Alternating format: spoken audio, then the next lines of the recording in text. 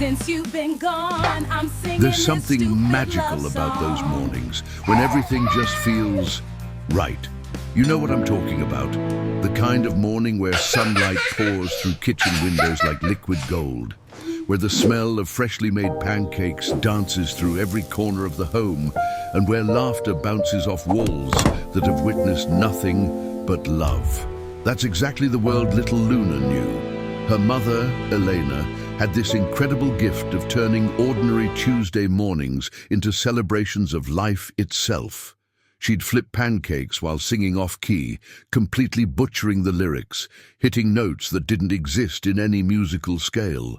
And somehow, that made it even more beautiful. Victor would pretend to conduct an invisible orchestra with his coffee spoon, nodding seriously like he was at Carnegie Hall, and Luna, well, she'd giggle so hard her stomach would hurt, tears streaming down her face from pure joy. These weren't just moments. They were the building blocks of a childhood where shadows had no place, where truth was as simple as "I love you" whispered before bedtime, and where the very concept of vengeful intentions seemed like fiction from another universe. This was home in its purest form, untouched and unspoiled. But here's the thing. Most people don't realize until it's too late. Perfection doesn't protect you from darkness. Sometimes the brightest homes cast the deepest shadows. Elena wasn't just Luna's mom. She was her entire world compressed into one extraordinary human being. Picture this, a woman who could bandage scraped knees with such tenderness that the pain would vanish before the band-aid was even on, who'd read bedtime stories with different voices for every character, making dragons sound terrifying and princesses sound brave. She had this way of making Luna feel like the most important person in any room, even when that room was crowded with adults discussing boring grown-up stuff. Every afternoon, they'd sit together on that yellow couch, that old, slightly worn couch that had seen 1,000 family movie nights, with that one cushion that sagged just right. And Elena would ask about Luna's day with genuine curiosity that made the 9-year-old feel truly heard. "Tell me everything," she'd say, eyes sparkling with interest that wasn't fake or forced, leaning in like Luna's playground drama was the most fascinating documentary she'd ever watched. And Luna would spill every detail, the math test she aced, the game she played at recess, even the weird thing her classmates said about dinosaurs possibly still being alive in deep oceans. Those conversations weren't just chats. They were deposits into Luna's emotional bank account, building a foundation of security that most kids only dream about. Have you ever had someone who made you feel like your thoughts actually mattered? Someone who didn't just hear words, but understood the feelings behind them? Drop a comment if you know what I'm talking about, because that connection, that's what separates existing from truly living. Elena gave Luna that gift every single day, wrapping her daughter in emotional safety like the warmest blanket on the coldest night. Victor completed this trinity of perfection with his steady presence and goofy dad jokes that were so bad they circled back to being hilarious. He'd come home from work exhausted, tie loosened, shoulders heavy with whatever corporate stress he carried, but never too tired to swing Luna around like she weighed nothing, never too drained to help with homework, even when algebra made absolutely no sense to him either.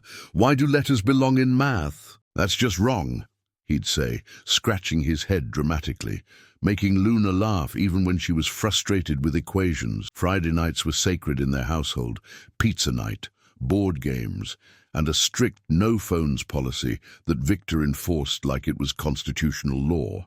Like violating it would result in immediate exile. "This is our time," he'd announce every single week, dramatically tossing his phone onto the couch cushions like it was contaminated, radioactive, dangerous to their family bubble.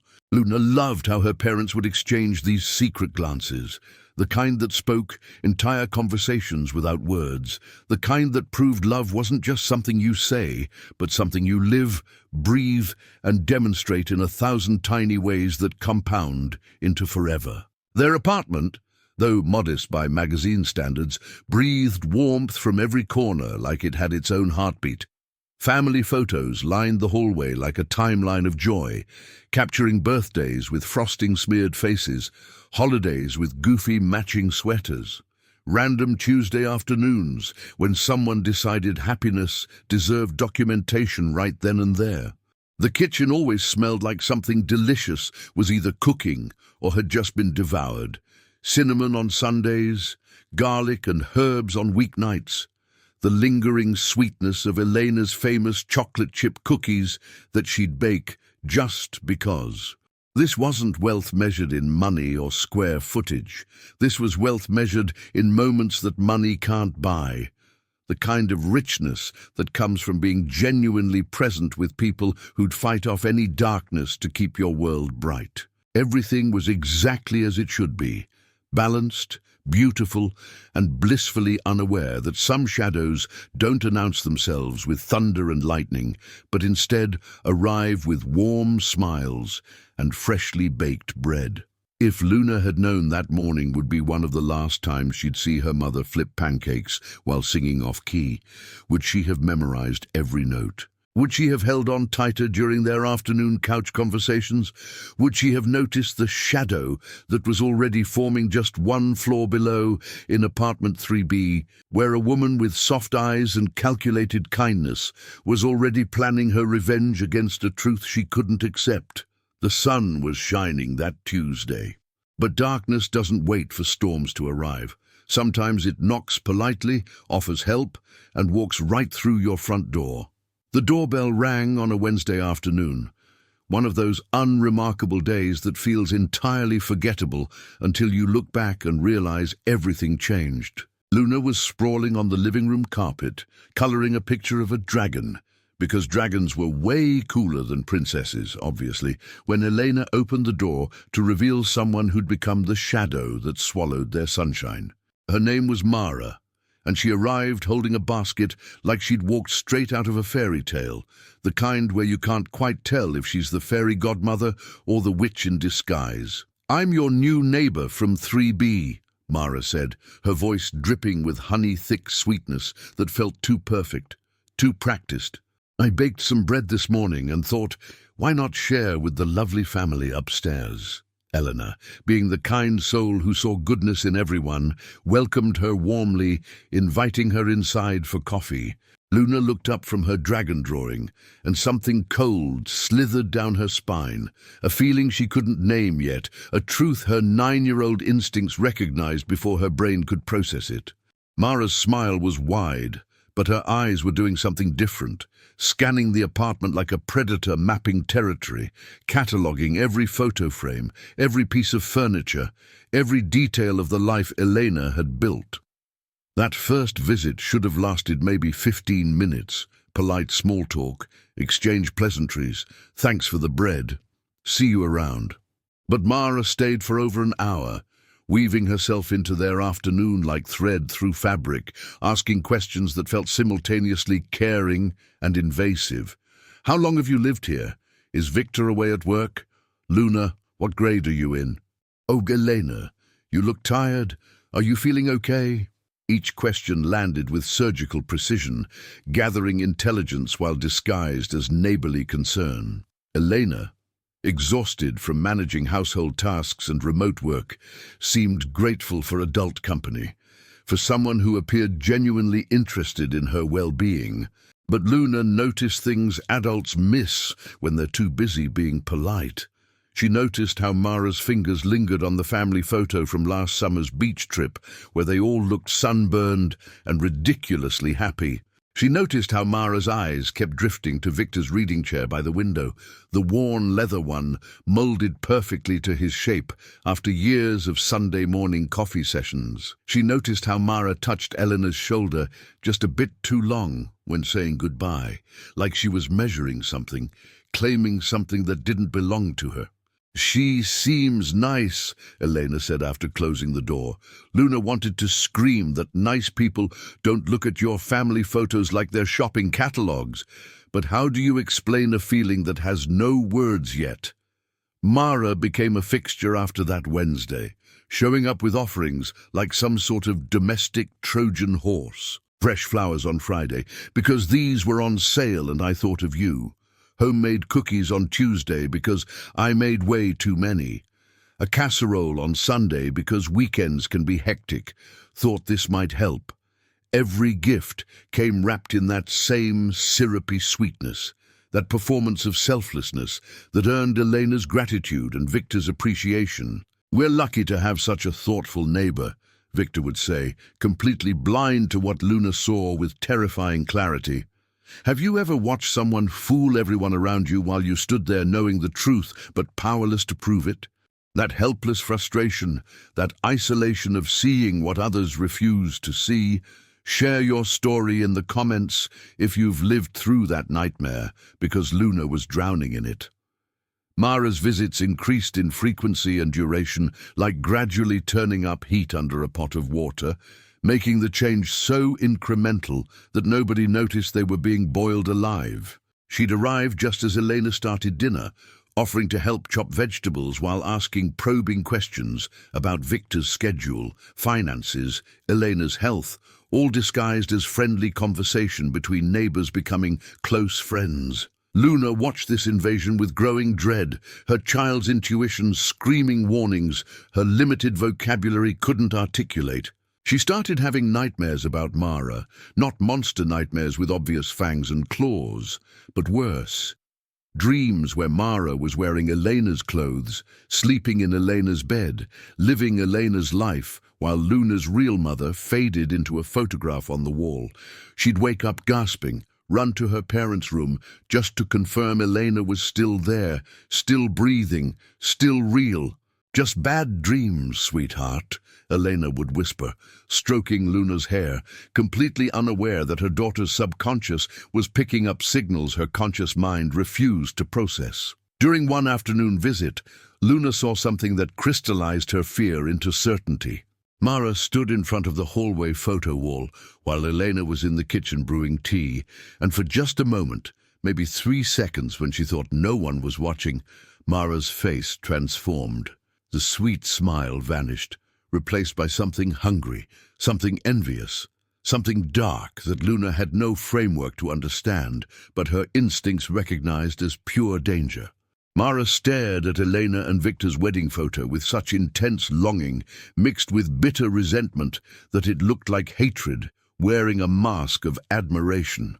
Then Elena's footsteps approached, and like flipping a switch, Mara's face rearranged itself back into that neighborly kindness, that fraudulent warmth that everyone else bought without question. The truth was building its case in Luna's mind, piece by piece.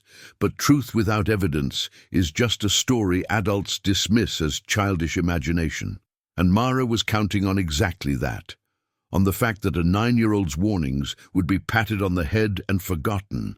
That her careful performance of kindness would blind the adults to the revenge she was meticulously planning. Because here's what nobody tells you about dangerous people. They don't always look like villains. Sometimes they look like helpful neighbors bringing bread. Sometimes shadows wear smiles and bake cookies that taste like concern, but smell like envy.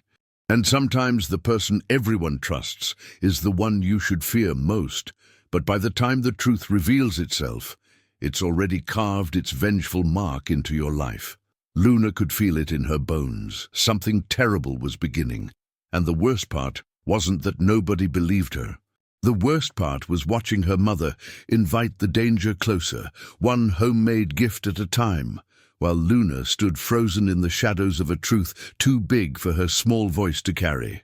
Children see the world differently than adults. Not because they're smarter or more perceptive, but because they haven't yet learned to rationalize away their instincts, to dismiss gut feelings as paranoia, to prioritize politeness over survival. Luna lived in that raw state of awareness, where her body knew danger before her mind could name it, where every cell screamed warnings that bounced off the deaf ears of grown-ups who'd been socially conditioned to ignore their most primal alarm systems. She started keeping a mental list of the strange things Mara did, the small violations that individually seemed innocent, but collectively painted a portrait of someone slowly erasing Elena and sketching herself into the empty spaces.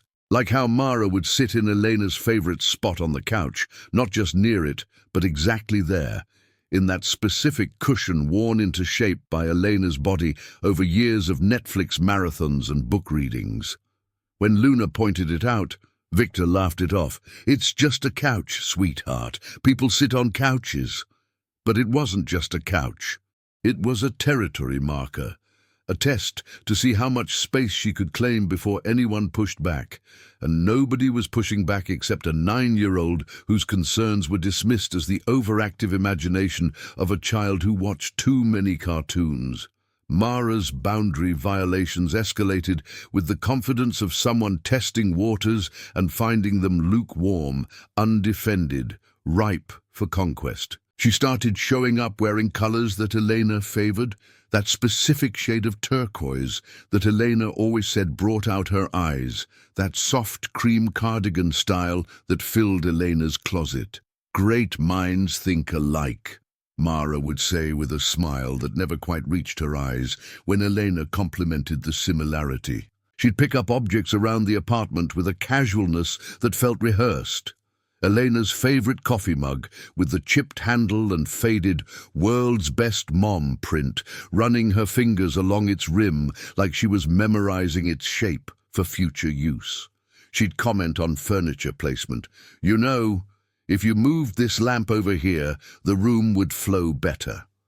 Who does that?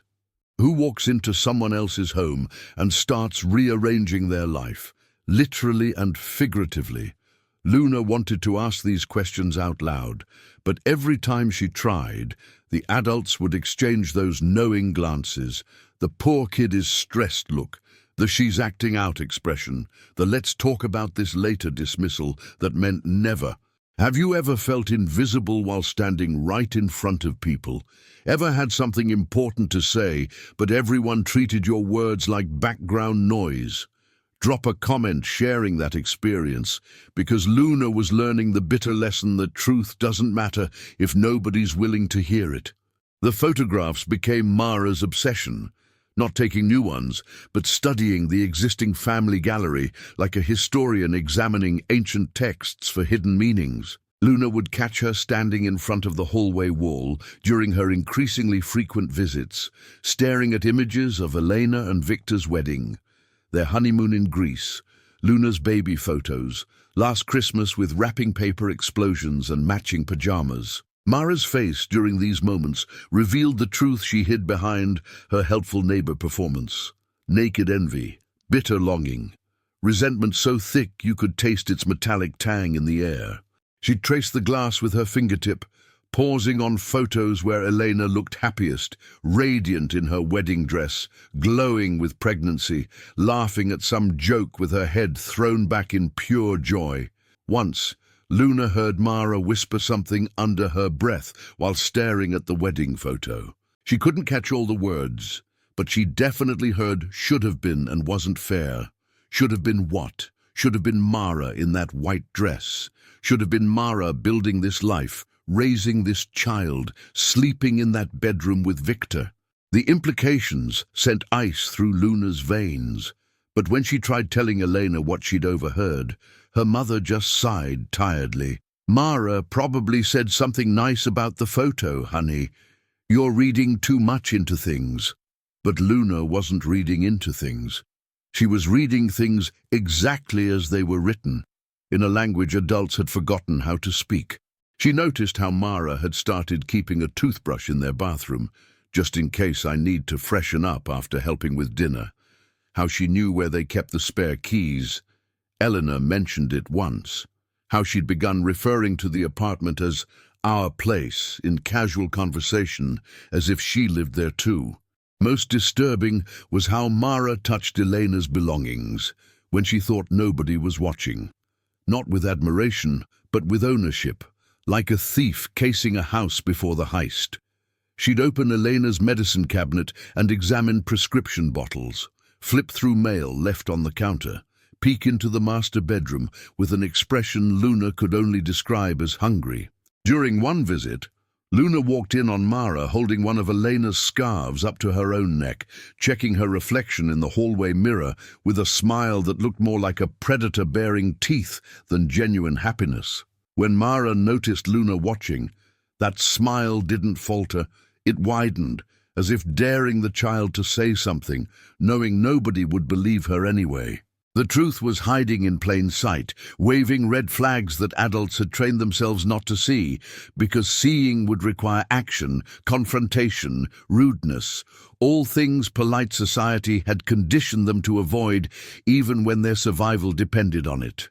Mara was rehearsing, preparing, positioning herself to step into Elena's life like an understudy who'd been waiting in the shadows for the lead actress to miss a performance. And the most terrifying part wasn't that it was happening. It was that Luna was the only one watching the stage, the only audience member who could see the knife hidden behind the actress's back, glinting in stage lights that everyone else mistook for a spotlight. The shadows were growing longer now, creeping across the bright home that used to feel so safe, and somewhere in those shadows, revenge was sharpening its blade against the whetstone of opportunity, waiting for the perfect moment to strike. Luna could feel it coming like animals sense earthquakes before the ground splits open. But how do you convince people to evacuate when they can't feel the tremors yet? When the danger still wears a smile and brings casseroles and calls itself a friend? It started with exhaustion, the kind that Elena dismissed as normal. The inevitable tax of juggling remote work deadlines, household management, and the endless mental load that mothers carry like invisible anvils on their shoulders. I'm just tired," she'd say, waving off Victor's concern while rubbing her temples, blinking hard against the fatigue that seemed to settle deeper into her bones each passing week. At first, it was subtle, needing an extra cup of coffee to get through the morning, declining Friday game night because she felt a bit off, taking afternoon naps that stretched longer than intended. Luna watched her vibrant mother gradually dim, like a bulb losing voltage, and every fiber of her being knew that this wasn't normal tiredness, wasn't just stress or age or any of the reasonable explanations adults kept offering to explain away what their eyes refused to see. This was something else. Something being done to Eleanor, not happening by coincidence. And Luna knew exactly who was holding the dimmer switch. Mara, of course, positioned herself as the solution to a problem she'd created, arriving with Tupperware containers full of healing soups that smelled divine but tasted like something Luna's instincts screamed to reject. "You need someone to take care of you for a change," Mara would coo, setting steaming bowls in front of Elena with the devotion of a nurse tending to her patient. Except nurses don't look at their patients' husbands the way Mara looked at Victor when she thought Elena wasn't watching. Each bowl came with detailed instructions. Make sure you eat all of it while it's hot. That's when the nutrients work best. Elena, grateful for the help and too exhausted to question the specificity of these demands, would obediently finish every drop while Mara watched with an intensity that Luna found absolutely chilling. Have you ever watched someone you love consume something that every instinct tells you is poison, but you're powerless to stop them because you're just a kid and adults don't listen? Share below if you know that helpless horror, because Luna was living in it, watching her mother fade one spoonful at a time. The symptoms escalated in ways that seemed random to everyone except Luna, who was keeping careful mental notes of the timeline. Elena would eat Mara's soup. Then within hours she'd develop splitting headaches, waves of nausea, dizziness so severe she'd have to lie down in a dark room. The doctors Elena visited ran standard tests that came back normal or slightly elevated stress markers. Nothing alarming.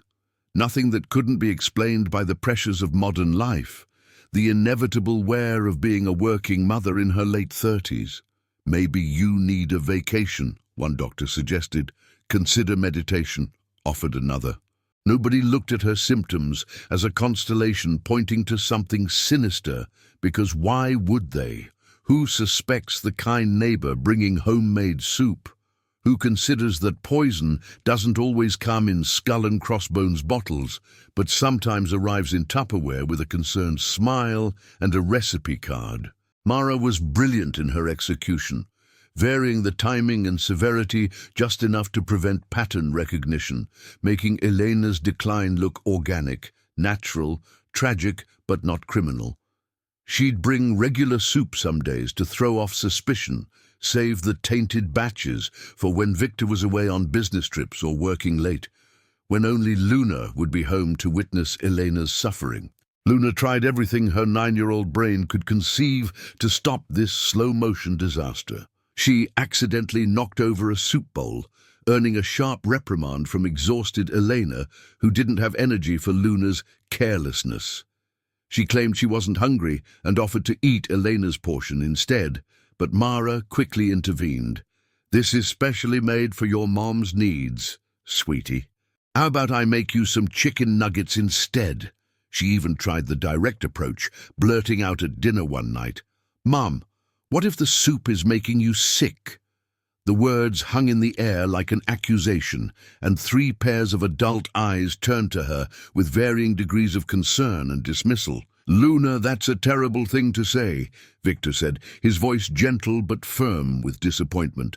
"Mara has been nothing but helpful. Apologize." Mara, meanwhile, put on a performance worthy of an Oscar, eyes glistening with hurt, hand to chest. Wounded benefactor who'd been stabbed by the ungrateful child she'd tried so hard to help. "I understand," Mara said softly, her voice trembling with perfectly calibrated pain. "Grief and stress can make us say things we don't mean. I'm not offended," but her eyes, when they met Luna's for just a fraction of a second, told a different story. A story of victory, of a challenger eliminated, of a truth successfully buried under a performance so convincing that even its victim defended the villain. The truth was being served in ceramic bowls with decorative spoons, consumed in trusting gulps by a woman too kind to suspect that friendship could wear the mask of murder, that revenge could taste like chicken broth, that shadows could be stirred into soup and swallowed down with a smile. Elena was dying in slow motion, and everyone was calling it stress. Mara was killing her in plain sight, and everyone was calling it kindness. Luna was screaming the truth, and everyone was calling it imagination. The worst part about watching someone poison your mother isn't the poison. It's watching your mother thank the poisoner for caring, watching your father praise the murderer for being thoughtful, watching the entire world gaslight you into doubting what your eyes see clearly, what your heart knows certainly, what your soul screams desperately into a void where nobody's listening. The Sunday soup had become a weekly execution that nobody recognized as violence because it came with a side of bread and a concerned smile. Because shadows know the best hiding place is right under the light, where everyone's too blinded by performance to see the darkness underneath. Some moments brand themselves into your memory with such clarity that you can recall every sensory detail years later. The temperature of the air, the smell in the room, the exact position of your body when the world shifted beneath your feet. For Luna, that moment came on a Thursday evening when she was supposed to be doing homework in her room, but had emerged seeking a glass of water, moving through the apartment with the natural stealth of a child navigating familiar territory in semi-darkness. The hallway was dim, lit only by the bluish glow seeping from under her parents' bedroom door, where Elena was resting through another brutal headache. Luna was padding toward the kitchen in her sock feet when she heard Mara's voice drifting from the living room, low and intimate, in a way that made Luna freeze mid-step, instinctively pressing herself against the wall like prey, avoiding a predator's line of sight. Mara was on her phone, and the tone she used, stripped of the sugary sweetness she performed for others, was cold, calculated, and utterly chilling in its naked honesty. This wasn't the helpful neighbor voice. This was the real Mara, unmasked and unguarded, speaking truth into a phone receiver while believing herself alone and unheard. "Soon," Mara whispered, and that single word carried the weight of conspiracy, dripped with anticipation that bordered on excitement. She's getting weaker every day. The doctors can't find anything wrong because they're not looking for the right thing. And by the time anyone figures it out, if they ever do, it'll be too late. Luna's heart hammered so hard she was certain Mara could hear it through the wall, but she forced herself to remain absolutely still, breathing through her mouth in tiny, silent sips of air. Mara continued, her voice taking on a dreamy quality that somehow made the words even more horrifying. He's going to need someone when she's gone. Someone to help with Luna, someone to manage the household, someone to fill the empty space. And I'll be right there like I've always been.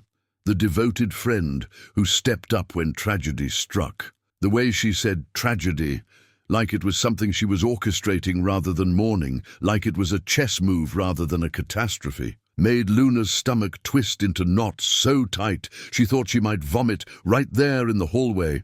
This wasn't suspicion anymore, wasn't childish paranoia or overactive imagination. This was confession, admission, proof spoken aloud in the arrogant certainty of someone who believed she'd covered her tracks so well that even direct evidence would be dismissed. Mara laughed then, not the polite chuckle she offered during daylight conversations over coffee, but something low and genuinely amused. The laugh of someone enjoying their own cleverness. Nobody suspects the helpful neighbor. Nobody questions the soup. It's perfect, really, hiding in plain sight, weaponizing kindness. People are so desperate to believe in goodness that they'll explain away anything that contradicts their comfortable narrative. She paused, and Luna could hear the smile in her voice when she continued. The little girl knows, though. She looks at me like she can see right through the performance. Smart kid. Shame nobody listens to 9-year-olds. By the time she's old enough for anyone to take her seriously, I'll be so embedded in this family that I'll be the family, and her concerns will just look like a daughter struggling to accept her stepmother. Stepmother. The word hung in the air like a curse, like a prophecy, like a threat that Mara was already trying on for size. Luna's hands clenched into fists so tight her fingernails drew blood from her palms, and she had to bite her lip to keep from screaming. From bursting into that room and revealing herself before she had a plan, before she had leverage, before she had anything except fury and terror and truth that nobody would believe coming from her mouth.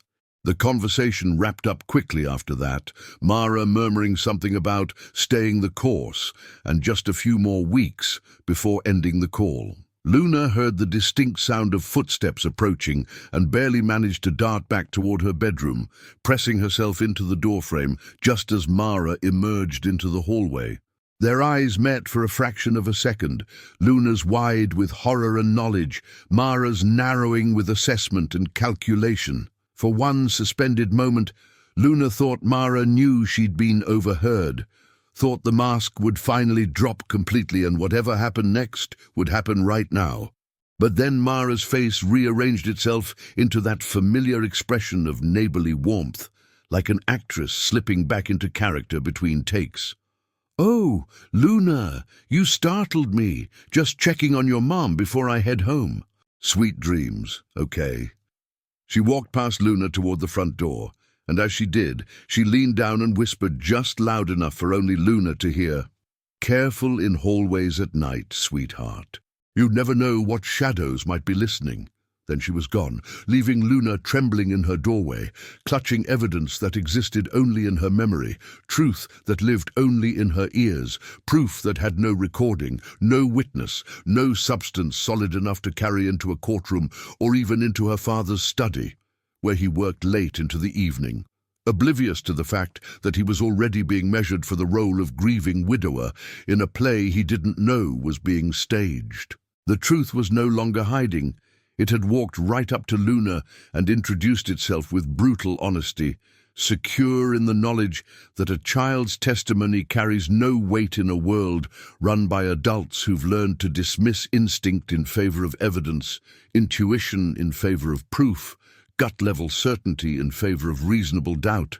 Mara was orchestrating Eleanor's death like a conductor leading a symphony, and the most terrifying part wasn't the murder itself, but the meticulous planning that followed, the calculated infiltration, the strategic positioning, the long game being played with Luna's entire future as the stakes. Revenge wasn't just about taking Elena's life. It was about taking Elena's place, stepping into her shoes while they were still warm, claiming her husband and home and child like spoils of war in a battle nobody else knew was being fought. Luna had the truth now, had heard it spoken in Mara's own voice, without the sweetness and performance and lies. But truth without power is just another way of being helpless. And as Luna climbed back into bed that night, knowing her mother was dying one soup bowl at a time just down the hall, knowing the murderer would return tomorrow with another Tupperware smile, she learned the cruelest lesson childhood has to offer. Sometimes you can know everything and still be able to do absolutely nothing, trapped in the shadows between knowing and proving, between seeing and being seen, between truth and the terrible silence that greets it. 3 nights later, Luna woke up at 2:47 a.m. with her throat desert dry, tongue stuck to the roof of her mouth. She lay there debating whether the thirst was bad enough to warrant leaving her warm cocoon of blankets, and ultimately her body made the decision. She needed water now. Luna swung her legs out of bed, bare feet hitting the cool floor, and padded toward her bedroom door with zombie-like movements of the half-asleep. The apartment was tomb silent at this hour, that particular quality of nighttime quiet where every small sound seems amplified. She opened her door as quietly as possible and shuffled down the hallway toward the kitchen, guided more by muscle memory than conscious thought. That's when she saw the light. Not the overhead fixture, but the soft glow of the stove hood light, the one her mother always left on as a nightlight. And standing in that pale golden circle of illumination, like an actress spotlit on stage, was Mara. Luna's sleep-fogged brain took several seconds to process what she was seeing, and in those seconds she stood frozen in the hallway shadows, unnoticed and unmoving. Mara was bent over the counter where Elena's soup from earlier that evening sat in a ceramic bowl, waiting to be refrigerated. Elena had been too exhausted to clean up after dinner, had left everything with a mumbled, "I'll deal with it in the morning." But morning hadn't come yet, and here was Mara, who had a key for emergencies that Elena had given her weeks ago. Mara was holding something in her right hand, a small amber bottle, the kind that prescription medications come in, dark glass with a white child-proof cap.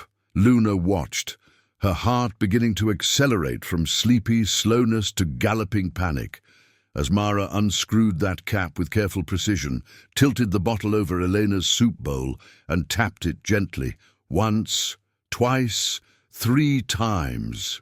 Tiny drops fell from the bottle into the soup, disappearing into the broth like secrets, sinking into water, leaving no trace, no evidence, no proof, except that everything had changed. This was it. The moment Luna had known was coming but hoped she'd imagined. The confirmation that Mara was actively, deliberately, methodically murdering her mother, one poisoned meal at a time. Mara stood there, staring at the bowl, with an expression of satisfaction mixed with something darker. Then she carefully screwed the cap back onto the amber bottle, slipped it into her pocket, and stirred the soup with the spoon beside the bowl, mixing whatever she'd added into complete integration. The stirring was gentle, methodical, practiced. This wasn't the first time Mara had done this, wasn't spontaneous, but a calculated routine she'd performed before, probably many times, each dose carefully measured to keep Elena sick, but not sick enough to trigger alarm bells. It was slow-motion murder, disguised as mysterious illness, revenge served in spoonfuls over weeks, a killing so patient and subtle that by the time anyone realized it was murder, the murderer would already be positioned to comfort the grieving widower. Have you ever witnessed something so evil that your brain refused to process it for a moment? Share below if you've seen darkness wearing a familiar face, because Luna was staring at it right now, watching it poison her mother's soup at 3 in the morning. Luna must have made some sound, a gasp, a sharp intake of breath, because Mara's head snapped up and turned toward the hallway. For one terrible suspended second, their eyes locked, Mara's widening with surprise that quickly morphed into calculation, Luna's huge with terror and understanding. Time did that thing where it simultaneously speeds up and slows down, where a split second stretches into eternity. Luna's first instinct was to run back to her room, pretend she hadn't seen, pretend this was just another nightmare. But her feet were cement blocks, her legs frozen, her entire body locked by primal fear. Mara moved first, taking a step toward Luna, and that movement broke the spell. Luna turned and bolted, not to her bedroom but to her parents' room, flying down the hallway, with Mara's footsteps following behind, urgent but not running, because Mara couldn't make noise, couldn't risk waking Victor and having to explain why she was in their apartment at 3 a.m. poisoning his wife's soup. Luna burst through her parents' bedroom door, launching herself onto their bed and shaking her mother with frantic urgency. "Mom! Mom, wake up! She's here! She's poisoning your soup! I saw her!" Eleanor jerked awake with confused disorientation, and Victor sat up beside her, turning on the bedside lamp. "Luna, what's wrong? What are you talking about?" But when they stumbled out to the kitchen 30 seconds later, rubbing sleep from their eyes, Mara was gone, vanished like a ghost, the front door closed, no evidence of her ever being there, except the soup sitting innocently on the counter and the amber bottle now in Mara's pocket, where nobody could see it, analyze it, prove what Luna knew with absolute certainty to be truth. "There's nobody here, sweetheart," Victor said gently, checking the door lock. "You had a nightmare." And Elena, exhausted and sick, just wanted to go back to bed. "It's okay, baby. Bad dreams can feel very real." They guided Luna back to her room, tucked her into bed like she was 5 instead of 9, and returned to their bedroom, leaving Luna alone in the darkness, with knowledge that she'd witnessed the truth, but nobody believed her, that she'd seen the shadows at work, but adults only saw empty kitchens and locked doors and a child's imagination. The bottle existed. The poison was real. Mara had been there. But truth without witness is just another story nobody believes. And Luna was learning that sometimes the hardest part about fighting evil isn't the evil itself. It's convincing good people that evil exists at all, that shadows can wear smiles and carry keys and pour revenge into soup bowls while everyone sleeps, trusting that morning will come safely when morning might never come at all. The hospital smelled like antiseptic and fear, that particular cocktail of sterile cleanliness and human desperation that makes your stomach clench the moment you walk through automatic sliding doors. Luna sat in the waiting room with her father, her small legs dangling from a plastic chair, her hands clutching a worn, stuffed rabbit, because sometimes 9-year-olds need something to hold when their world is collapsing. It had happened so fast. Eleanor had woken up Tuesday morning unable to stand, her body racked with tremors and nausea so severe she couldn't stop vomiting, her skin pale as paper and slicked with cold sweat. Victor called an ambulance, his voice shaking, and within 15 minutes they were loading Elena onto a stretcher while Luna watched from her bedroom doorway, invisible and terrified. Now they were here, had been here for 6 hours, while doctors ran tests and looked increasingly concerned in that way medical professionals do when clearly something is very wrong. "She's going to be okay," Victor kept saying, more to himself than to Luna, his leg bouncing with nervous energy. "She has to be okay." But Luna could see the fear in his eyes, could feel the wrongness radiating through the sterile air. A doctor finally emerged around hour 7, a tired-looking woman with kind eyes and a clipboard. "Mr. Torres, can we speak privately?" Victor stood immediately, then looked down at Luna with uncertainty. "I should stay with—" "Go," Luna said, her voice smaller than intended. "I'm fine here." She wasn't fine. Nothing was fine. But adults needed their conversations where they pretended children couldn't handle truth. So Luna stayed in her sticky chair while her father disappeared behind heavy doors with the kind doctor who was about to explain that Elena's blood work showed concerning abnormalities, that her symptoms suggested some kind of poisoning, but they couldn't identify the source, that they were keeping her for observation and more extensive tests. When Victor returned 20 minutes later, his face had aged a decade. He sat heavily beside Luna and pulled her close in a hug that felt more like he needed comfort than was offering it. "Mom's really sick," he said, his voice cracking. "They don't know exactly what's wrong yet, but they're taking good care of her. She wants to see you." They let Luna visit for 10 minutes.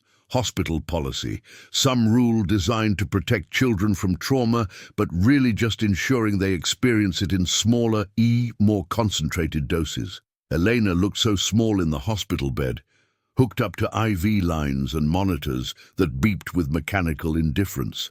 Her hair was matted with sweat, her normally vibrant eyes dulled by pain and medication, but when she saw Luna, she managed a smile, weak but genuine. "Hey, baby," Elena whispered, extending one hand that Luna grabbed like a lifeline. "I'm sorry I scared you." Luna wanted to scream that this wasn't scary, it was murder, that Mara had done this with her amber bottle and poisoned soup. But what was the point? Nobody had believed her when she'd witnessed it. Why would they believe her now? "Mom," Luna said instead, her voice trembling, tears finally spilling over. "You have to stop eating Mara's soup. Please. I know nobody believes me, but I swear I'm telling the truth. She's making you sick. I saw her put something in your food." Elena's face softened with that particular expression of patient understanding that adults wear when they think children are processing trauma through fantasy. "Oh, sweetheart, Mara has been so helpful. She's been such a good friend. This isn't anyone's fault. I just got sick somehow. But I need you to be brave for me, okay?" Luna nodded, because what else could she do? She'd tried truth. She'd tried warning. She'd tried everything a 9-year-old knows to try. And the result was the same. Adults don't listen, mothers get sicker, and murderers keep bringing soup with sympathetic smiles. Have you ever been the only person who knows the truth while everyone else lives in comfortable denial? That isolation is its own special torture. The worst part came 3 days later when Elena was still in the hospital, still deteriorating despite every medical intervention, and Mara showed up at their apartment with more soup. "For you and Luna," she told Victor at the door, her eyes appropriately red-rimmed like she'd been crying. "I know you must be exhausted from hospital visits. Let me help." And Victor, grateful and overwhelmed and completely blind, accepted the soup, accepted the help, accepted the woman who was systematically destroying his wife while positioning herself as the family's savior. Luna watched from the hallway and felt something inside her break, not loudly, but with the quiet finality of hope giving up. That night, Elena's condition worsened. The doctors called it unexpected complications and moved her to ICU. Victor got the call at 11 p.m. and left Luna with a neighbor, driving to the hospital with tears streaming down his face. Elena died on a Thursday morning at 6:47 a.m., her body finally giving out after weeks of systematic poisoning that doctors would later call unexplained organ failure, because nobody thought to look for the specific compound Mara had been using. Nobody suspected that soup could be a murder weapon. Nobody listened to the child who saw the truth and screamed it into the void. Luna was at school when it happened. Victor had insisted she go, wanting some normalcy, and she was called to the principal's office mid-morning, where her father sat waiting with red eyes and devastated expression. He didn't have to say anything. Luna knew. The shadows had won. Mara's revenge was complete. And now came the hardest part. watching everyone mourn the woman Mara had murdered while treating the murderer like a grieving friend, a helpful neighbor, a blessing during tragedy. Luna had lost her mother, but she'd also lost something else, her faith that truth matters, that good wins, that speaking up makes a difference. She'd learned that sometimes shadows don't just lurk in corners. Sometimes they sit at your dinner table, smile at your father, and pour poison into ceramic bowls while everyone says thank you and never suspects a thing. The grief settled into their apartment like fog, thick, suffocating, inescapable. Victor moved through rooms like a ghost himself, unshaven and hollow-eyed, alternating between manic productivity and catatonic stillness. Some days he'd clean obsessively, scrubbing surfaces that were already clean, organizing drawers that were already organized, as if creating order in the physical world could somehow restore order to the universe that had just brutally demonstrated its fundamental chaos. Other days, he'd sit in his reading chair, staring at nothing for hours, a cold cup of coffee forgotten in his hand, tears silently tracking down his face while Luna watched from doorways, wanting to comfort him but not knowing how, wanting to scream the truth but knowing it would only sound like a grieving child lashing out. And into this vulnerable, shattered household walked Mara, not as an invader now but as a savior, the devoted friend stepping up when tragedy struck. Exactly as she'd promised during that phone call Luna had overheard a lifetime ago. Mara arrived the day after the funeral with groceries and sympathy, letting herself in with that key Elena had given her months back. That skeleton key to their destruction. "I know you probably don't feel like eating," she said softly to Victor, unpacking bags in the kitchen while Luna watched from the hallway with fists clenched so tight her fingernails drew blood. "But you need to keep your strength up. For Luna."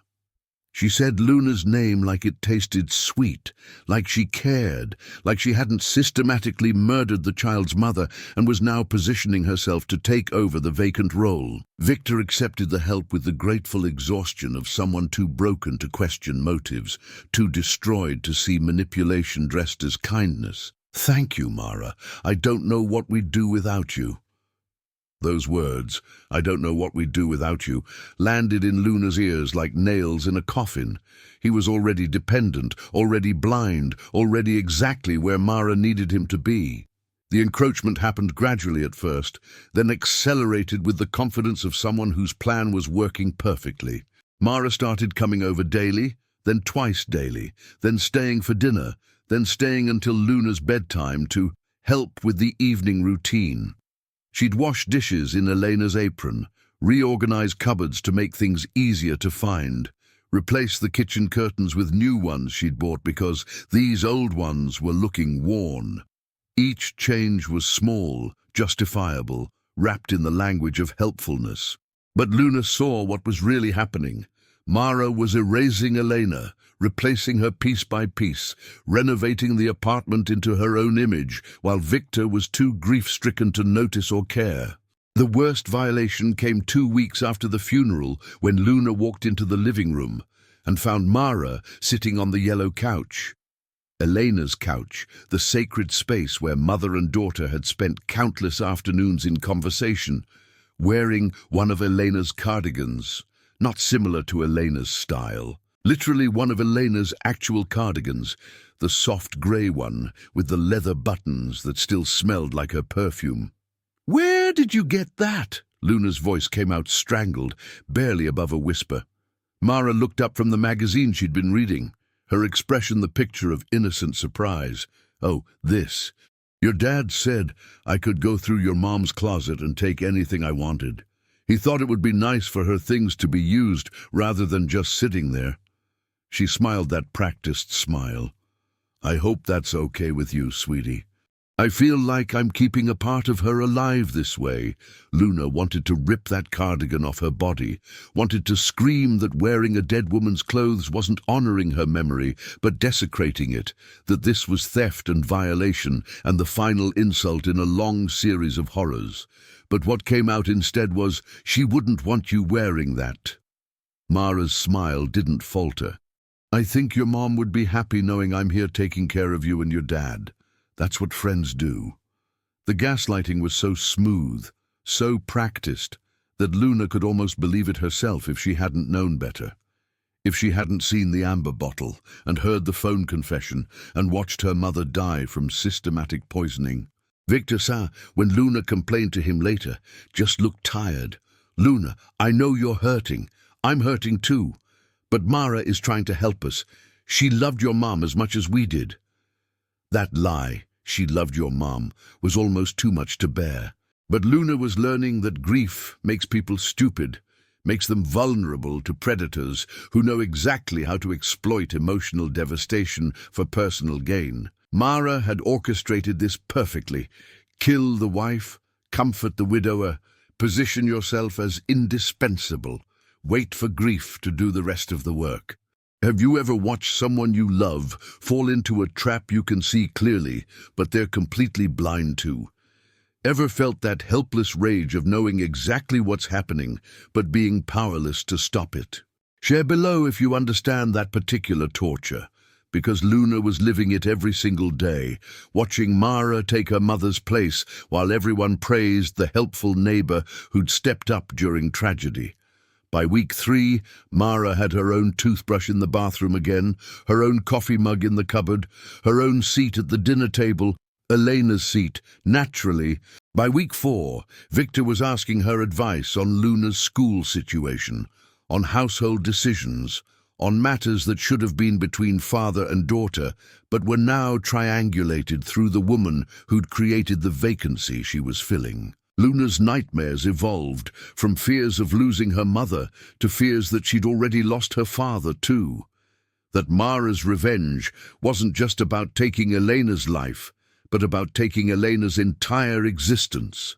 Her husband, her home, her child, her place in the world. The truth was being buried under casseroles and condolences, under helpful gestures and sympathetic smiles, under the weight of grief that made everyone blind to the shadow that had taken human form and moved into their home. Mara was winning. The perfect crime was almost complete.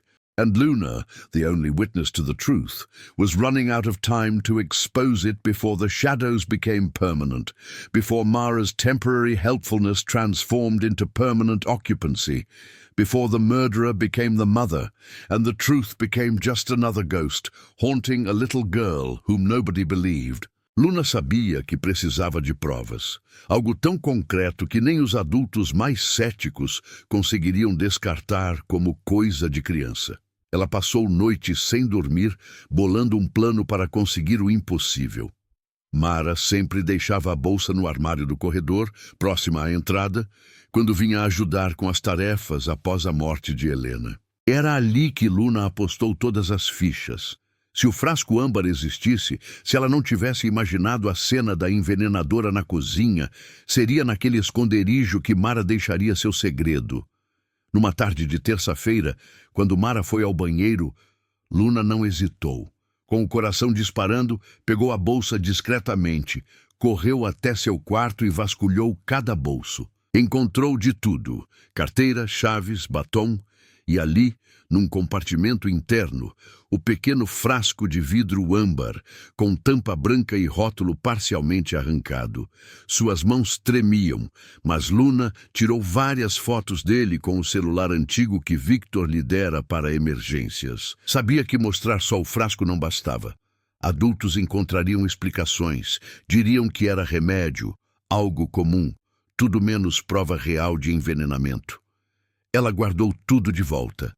Devolveu a bolsa no mesmo lugar antes que Mara percebesse algo e saiu do quarto com a respiração presa. Mas Luna recordou outro detalhe: o caderno da mãe, onde Helena anotava tudo. Sintomas, sensações, até dúvidas sobre a própria saúde.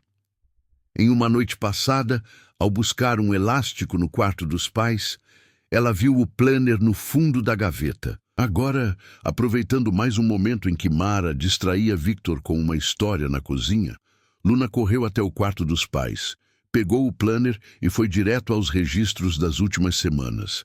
Estava tudo lá, com a letra de Helena.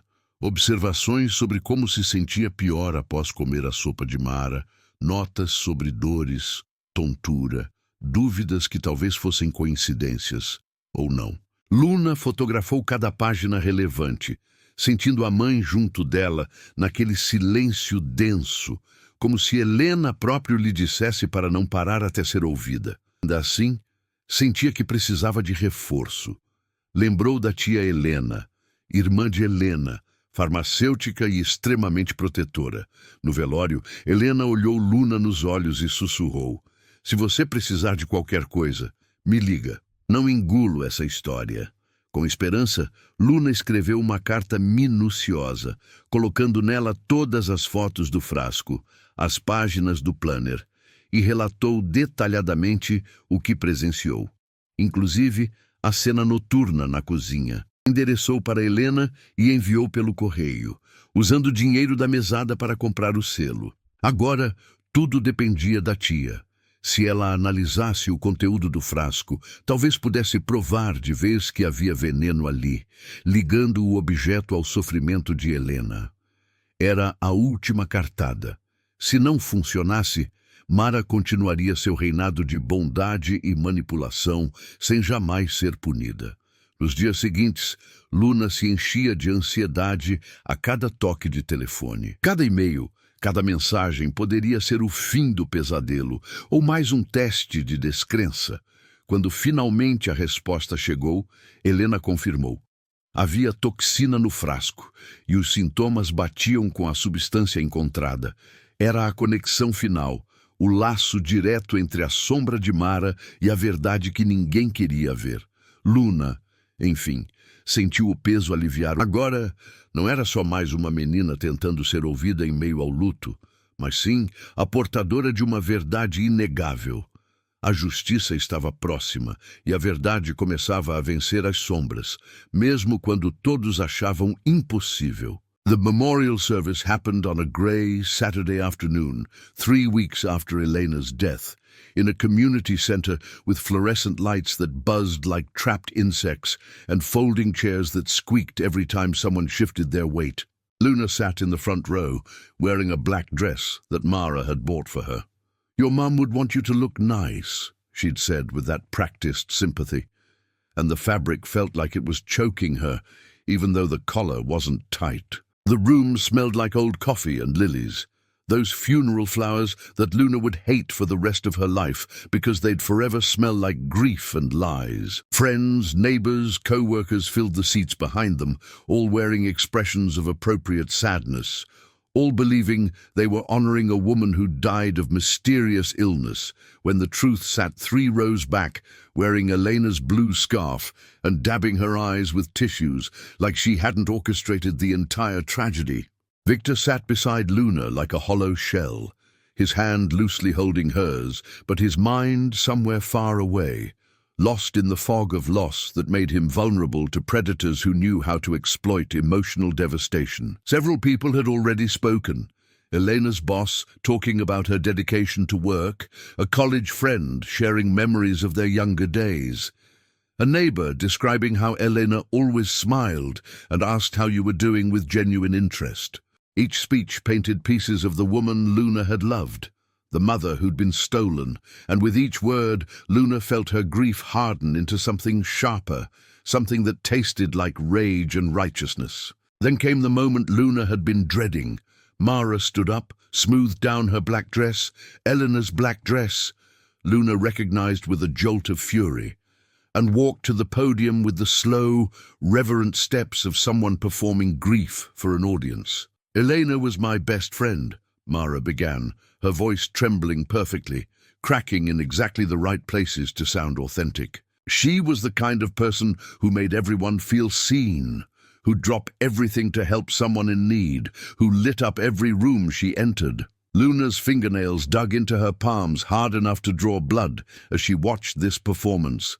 This Oscar-worthy display of fraudulent emotion from the woman who'd poisoned her mother's soup and then showed up with condolences and casseroles. The audience was rapt.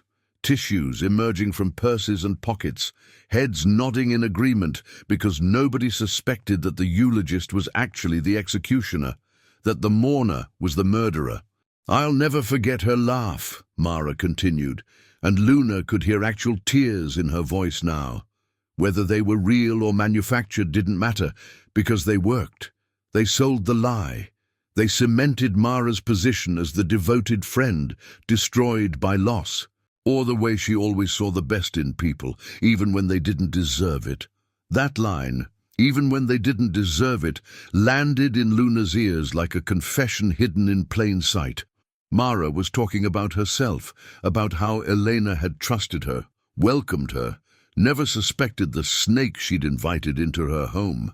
Have you ever watched someone lie so convincingly that everyone around you believes them, while you sit there knowing the truth and screaming it silently? Share below if you understand that particular hell, because Luna was living it, watching her mother's killer deliver a beautiful speech about friendship and loss while positioning herself as the primary mourner, the one most affected, the saint who'd stepped up to help the grieving family.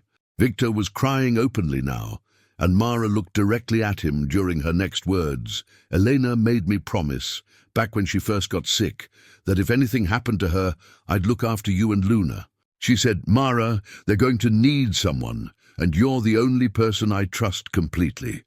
It was a masterful fabrication, impossible to verify because the only other person who could confirm or deny it was dead, and it served its purpose perfectly, giving Mara permission, justification, blessing from beyond the grave to infiltrate and claim what she'd been planning to take all along. The speech concluded with Mara choking up, unable to continue, stepping away from the podium while the room erupted in sympathetic murmurs, and someone started a round of quiet applause that felt obscene, like clapping for a performance that was actually a cover-up for murder. Mara returned to her seat, and as she passed Luna, their eyes met for a fraction of a second. In that moment, Luna saw it, the glint of triumph, the satisfaction of a plan executed flawlessly, the smug certainty that she'd won and nobody would ever know. But what Mara didn't see, couldn't possibly know, was that Luna had sent the evidence to Aunt Helena 5 days ago, that right now a pharmacist was analyzing the amber bottle's contents, that the planner entries were being read by someone who would actually listen, that the truth Luna had been screaming into the void was finally reaching ears that believed in shadows wearing smiles. The memorial ended, with people filing past Elena's photograph, that picture from the beach where she looked sunburned and ridiculously happy, offering their condolences to Victor, ruffling Luna's hair with pitying expressions, and praising Mara for being such a rock during this difficult time. Luna accepted their sympathy with mechanical nods, her mind elsewhere, counting down the hours until Aunt Helena would call with results, until the truth would finally have weight and substance and power, instead of just being a child's desperate accusation. Mara stood beside Victor like she already belonged there, like she'd already claimed the empty space beside the grieving widower, her hand resting on his shoulder with possessive familiarity. The revenge was almost complete, the performance nearly perfect. But Luna knew something Mara didn't. Sometimes the quietest person in the room is the most dangerous one. Sometimes truth takes time to build its case, but arrives with devastating force. And sometimes shadows that hide in plain sight forget that light always finds a way to expose what darkness tries to bury. The memorial speech was Mara's victory lap, but Luna's evidence was already in motion, and the next chapter would be written not by the murderer who thought she'd gotten away with it, but by the little girl who refused to let her mother's death become just another unsolved mystery that everyone forgot about except the one person who knew exactly what happened and would never, ever stop fighting to prove it. The moment came with the quiet click of a door opening at the back of the hall. Luna saw her first, Aunt Helena, walking in with 2 police officers flanking her sides. The room's murmur didn't stop immediately, Most people were still offering condolences, still praising Mara's speech, completely oblivious that everything was about to detonate.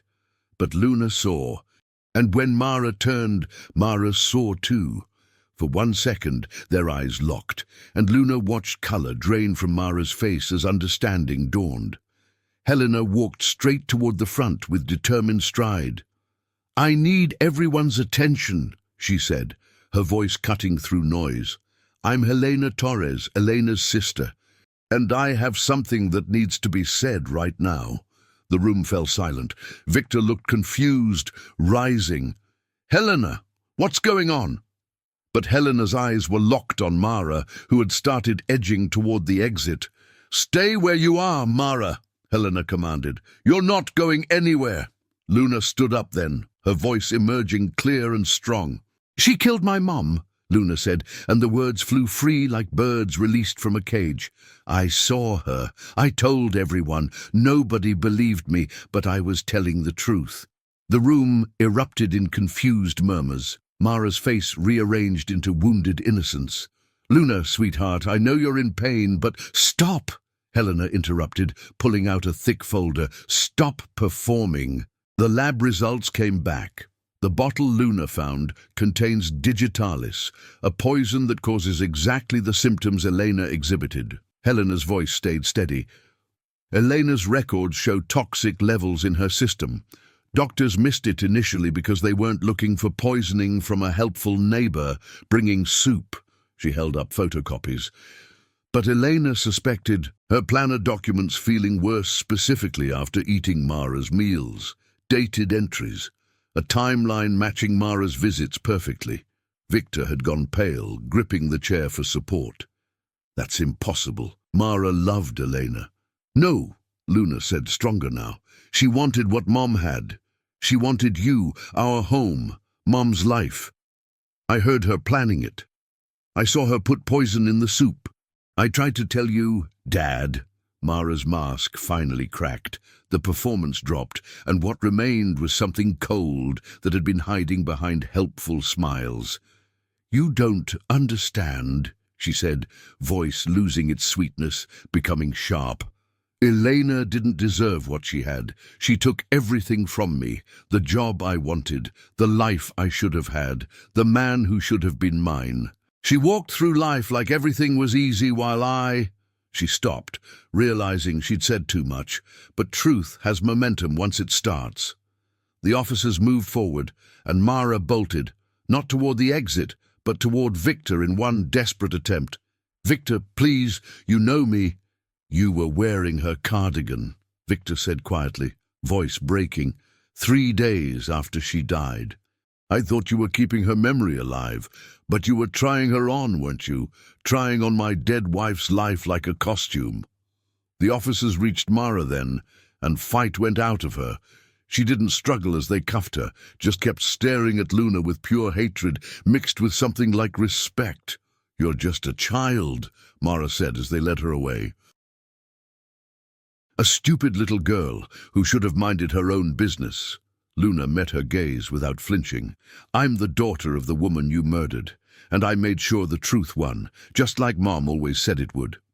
The hall erupted in chaos, people crying, shouting, processing that they'd just watched a murder confession. But Luna stood there, feeling the weight finally lift, feeling vindication and grief and exhaustion all at once. Victor dropped to his knees and pulled her into a crushing hug, sobbing, "I'm sorry. God, Luna, I'm so sorry I didn't believe you. I should have listened." "It's okay, Dad," Luna whispered, even though it wasn't, not really, but maybe someday it would be. The truth had exploded. The shadows had been dragged into light. And sometimes that's all you can do, shine light on darkness and hope the world has enough courage left to actually look at what's been hiding there all along. 6 months after Mara's arrest, Luna stood in the empty apartment one last time before the moving truck arrived. The space echoed differently now, hollowed out by packed boxes and absent furniture, but also somehow lighter, like ghosts had been exorcised and sunlight could finally reach corners that had been shadowed too long. The trial had been swift and brutal. Mara's public defender tried arguing temporary insanity, tried painting her as a woman scorned who'd acted irrationally, but the evidence was overwhelming. The digitalis bottle, Elena's planner, lab results, Luna's testimony delivered with such calm, detailed precision that even the defense attorney looked shaken. The jury took less than 3 hours to convict. First-degree murder. Life sentence without possibility of parole. When the verdict was read, Mara had looked directly at Luna one final time, and Luna had stared back without flinching, without fear, without anything except the quiet satisfaction of knowing that truth had won exactly like her mother promised it always would. Victor had changed after the trial, not back to who he was before, because that man had died alongside Elena, but into someone new, someone who listened when his daughter spoke, who checked sources before trusting, who'd learned the hard way that evil doesn't always announce itself with horns and pitchforks, but sometimes arrives with casseroles and sympathetic eyes. He'd spent months in therapy processing the guilt of not believing Luna, of inviting his wife's murderer deeper into their home, of almost letting Mara succeed in her complete infiltration. "I failed you," he told Luna one night, tears streaming. "I failed both of you." But Luna had taken his hand and said something that surprised them both. "You loved Mom so much that grief made you blind. Mara knew that. She used it, but you're seeing clearly now." And he was, which is why they were leaving, not running, but choosing to start fresh somewhere Mara's shadow couldn't reach. Somewhere every room didn't whisper memories of poisoned soup and stolen cardigans. Aunt Helena had helped them find a house 2 hours away, near her pharmacy, in a neighborhood with good schools and 0 helpful neighbors who showed up uninvited with baked goods. Luna would transfer schools mid-year, start fresh where nobody knew her as the girl whose mom was murdered, but just as Luna, someone with her own story still being written. She'd kept her mother's planner, the one with the handwritten suspicions that had helped convict a killer. Sometimes Luna would flip through it, reading Elena's entries about daily life, grocery lists, appointments, dreams for the future that got cut short. But there was one entry Luna returned to most often, written 3 days before Elena died. "Luna keeps saying something's wrong with Mara. Everyone thinks she's being dramatic, but my daughter has good instincts. I should listen more." Those words, "I should listen more," lived in Luna's chest like a warm coal. Her mother had believed her, maybe not loudly enough to save herself, but enough to document the truth that eventually saved everyone else. The doorbell rang. The moving truck had arrived. Victor went to coordinate with the movers, while Luna took one final walk through rooms that had held so much life and loss. The kitchen where Mara had poisoned soup. The hallway where Luna had overheard the phone confession. The living room where the yellow couch used to sit, where mother and daughter had talked for hours about everything and nothing. Luna closed her eyes and whispered something to the empty air. "I kept my promise, Mom. I told the truth. I made them listen. I made sure she paid for what she did to you." And in that moment, Luna could swear she felt something. Not quite a presence, but an acknowledgement, like the apartment itself was saying goodbye and thank you, and I'm proud of you all at once. As they drove away, Luna watched the apartment building shrink in the rearview mirror until it disappeared completely. Victor reached over and squeezed her hand. "You saved us," he said quietly. "A 9-year-old kid against a murderer. And you won." Luna thought about that. She had won, technically. Mara was behind bars. Justice had been served. The truth had prevailed. But winning felt different than she'd imagined. Less like triumph and more like survival. Less like victory and more like simply refusing to let darkness have the final word. She'd learned things no 9-year-old should have to learn. That adults can be blind, that evil can smile, that sometimes the only person who'll fight for truth is the smallest voice in the room. But she'd also learned something else, something powerful that would stay with her forever. Your voice matters even when nobody listens. Your truth counts even when nobody believes. And sometimes the bravest thing you can do is refuse to stop speaking up, even when the entire world tells you to be quiet. They drove toward their new home as sunset painted the sky in shades of orange and purple, and Luna felt something unfamiliar stirring in her chest. Hope. Not the naive hope of her old life, when she believed the world was safe and good people always won, but the hard-earned hope of someone who'd walked through shadows and come out the other side with scars and wisdom and the unshakable knowledge that she was stronger than she ever imagined. Her mother was gone, and that hole would never completely heal. But Mara was locked away. The truth had exploded into light, and Luna was still here, still fighting, still refusing to let revenge win. If this story gripped you, if Luna's fight resonated with something deep inside, don't just close this tab and forget. Drop a comment below sharing a time when you had to fight to be heard, when nobody believed you, but you knew the truth anyway.